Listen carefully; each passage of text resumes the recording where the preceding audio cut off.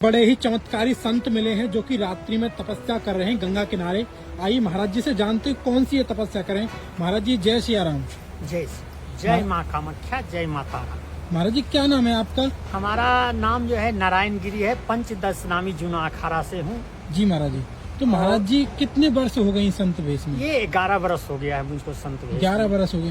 महाराज जी कौन सी यहाँ पर आपकी तपस्या चल रही है गंगा किनारे? ये हमारी माँ के सिद्धि के लिए है कि माँ अगर मुझे मनोवेग देती है या खप्पर देती है, जो चीज देती है, अगर ये प्रदान करते हैं तभी समाज चलते हैं। जो कि पहाड़ पर बैठे हैं, बर्फ पर बैठे हैं, उन्हीं को जो मनोवेग मिलता है, उसने मुझे गुरु ज्ञान दिए हैं कि जब अगर माँ की कृपा बनेगी, मनोवेग दे देगी, तो जो चीज तुम्हें इच्छा होगा वो ले लेगे। और तुम पहाड़ पर भी जा सकते हो, बर्फ पर भी जा सकते हो, कहीं भी जा करके साधना करो। अच्छा महाराज जी, ऐसी जो खप्पर है, जो आप खप्पर मंगाएंगे उसमें आप कुछ भी मंगा सकते हो, कहीं भी जा सकते हैं। हाँ, नहीं, इसमें दो चीज होता है। एक मनोवेग होता है जी, जो कि ये तन मेरा यहीं रहेगा, लेकिन मुझे अगर ब्रह्मा से बात करना है तो वो मनोवेग से मैं बात कर लूंगा। जिस तरह का मनोवेग लूना चमारनी को मिला हुआ था। अच्छा, कामाख्या का प्रथम तांत्रिक है जी, वो सबसे प्रथम तांत्रिक है माँ कामाख्या का, वो है नैना जोगनी। अच्छा, नैना जोगनी। उसने गुरु गोरखनाथ का जो गुरु थे मुचंदर नाथ, उसको 1 साल तक जी बकरा बना करके उसने रख लिया था। अच्छा, और वही कामाख्या अम्बुबाची के दिन जी उसने जो थी अपनी माँ के साधना में लगी हुई थी, और गुरु गोरखनाथ वहाँ पर पहुँचे और गुरु को पहचाने और उनका रस्सी लेकर के भाग गए। जो कि वो नैना जोगनी का मंत्र का काट था कि भाग गुरु गोरखनाथ आया। जी, बुझ गए। इतना वो कहने के बाद कोई तंत्र विद्या किया रहता था तो वो कट जाता था।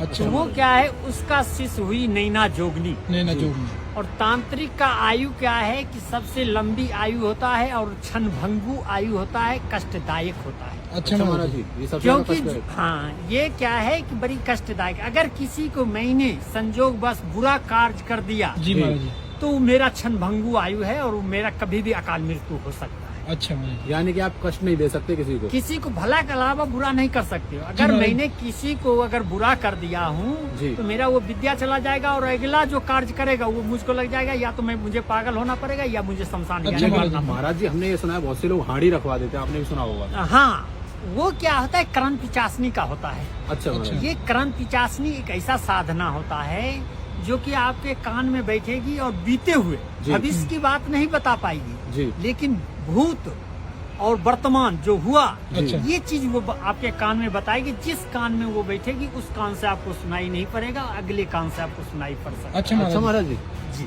तो मुझे क्या हुआ कि इस लाइन में आने के लिए मुझे भी एक करण पिचासनी के ही साधु वाले से दर्शन हो गया था। उस समय हम गृहस्थ जिंदगी में थे, पैसा कौड़ी मेरे पास अच्छा रहता था।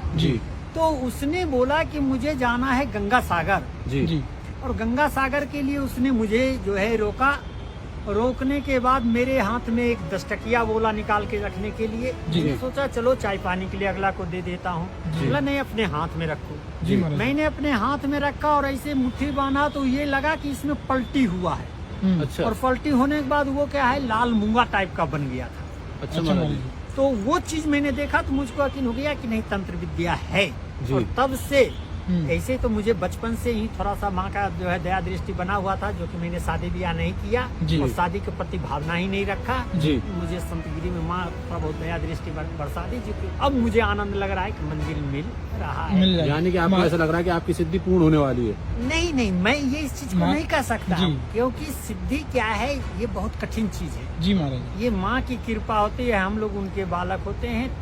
या तो 11 दिन में भी वो दया दृष्टि बरसा देगी, या तो 1100 वर्ष तक भी नहीं बरसाएगी। अच्छा महाराज, तो महाराज जी आपको कितने वर्ष हो गए सिद्धि करते हुए? ये मुझको कम से कम 11 वर्ष तो लग गया है, जिसमें कि मैंने 5-7 वर्ष तो मैंने फक्कर बन करके इधर उधर भंडारा खा करके, मेरे पास कुछ था ही नहीं, मैंने भीख भी मांगा। लेकिन मुझे 1 साल से ऐसा अनुभव हो रहा है कि कहाँ से धन लक्ष्मी भी आ रहा है ये मुझको पता नहीं। जी महाराज, मुझे देने वाले भी आ रहे हैं, मुझको लेने के लिए तो गुरु आशीर्वाद ही नहीं दिए। बोले कि तुमको तो आते ही रहेगा, तुमको क्या करना। महाराज जी आप पैसे भी नहीं लेते हैं? नहीं, हमको क्या काम है पैसा से। अच्छा महाराज जी। मुझे पैसा क्या जरूरत है? मुझे अगर पैसा चाहिए तो मैं खप्पर में नहीं मंगा लूंगा। जब सिद्धि हो जाएगी तो मुझे तो ये खुद दे आ जाएगा। मुझको तो ये अनुभव हो रहा है कि मुझे सब कुछ मिल जाएगा। खप्पर में पैसे भी आ सकते हैं महाराज जी। ये हमको एक तो पैसा की जरूरत ही नहीं पड़ेगा, और जिस चीज को मुझको जरूरत पड़ेगा, अगर खप्पर मुझको लेना होगा तो वो खप्पर में ही सब कुछ आ जाएगा। जैसे कि तेरे भविष्य क्या है, अच्छा महाराज जी। तो वो मैंने अपना खप्पर में इसे देख लूंगा जी। और तुमको मैं बता दूंगा। जी